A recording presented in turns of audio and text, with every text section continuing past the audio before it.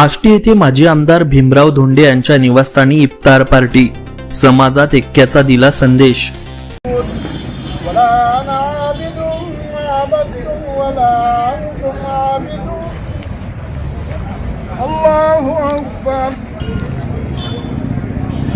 बीड जिल्ह्यातील आष्टी येथे रमजान महिन्याच्या निमित्तानं माजी आमदार भीमराव धोंडे यांच्या नगर बीड रस्त्यालगत असलेल्या निवासस्थानी मुस्लिम बांधवांसाठी इफ्तार पार्टीचे आयोजन करण्यात आले होते।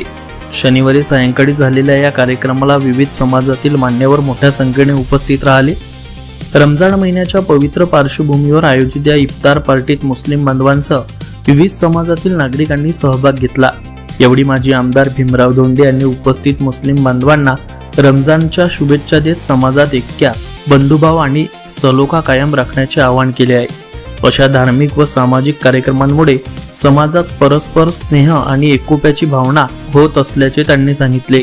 या इफ्तार कार्यक्रमाला ज्येष्ठ नेते नियामत बेग, महाराष्ट्र केसरी सय्यद चाऊस, अज्जूभाई शेख, साहेबराव मस्के, पांडुरंग नागरगोजे, माजी सरपंच संतोष चव्हाण, हरिभक्त पारायण नांदडे महाराज, जिल्हा परिषद सदस्य सतीश शिंदे, काकासाहेब शिंदे, माजी जिल्हा परिषद अध्यक्ष डॉक्टर शिवाजी राऊत, भाऊसाहेब लटपटे यांच्यासह अनेक मान्यवर उपस्थित होते।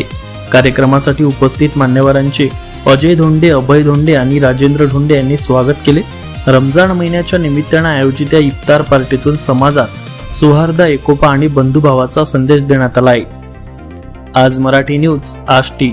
वर्षापासून म्हणजे साधारण मी आमदार झालो तर त्या वर्षापासून ते आजपर्यंत सतत इफ्तार पार्टी आपण आयोजित करत असतो। कधी कधी पाटोद्याला आयोजित केली होती, सुरूला केली होती, परंतु लोकांना जायला यायला सोयीस्कर नसल्यामुळं आष्टीलाच आपण इफ्तार पार्टी आयोजित करत असतो। हजारो लोक या इफ्तार पार्टीमध्ये येतात। हिंदू बांधव येतात, मुस्लिम येतात, मागासवर्गीय येतात, महाराज मंडळी येतात। यावेळेस आदिनाथ शास्त्री हे पण आले होते आणि एकूणच सोहळा आनंदाचा झाला आणि चांगला झाला। गेल्या किती वर्षाची तुमची ही परंपरा आहे? साधारण 40 वर्षे झाली आहेत। या सणानिमित्त एक मुस्लिम बांधवाला काय शुभेच्छा द्या? मुस्लिम बांधवांना ईदच्या निमित्ताने मी शुभेच्छा देतो आणि त्यांनी शांततेने हा सण साजरा करावा।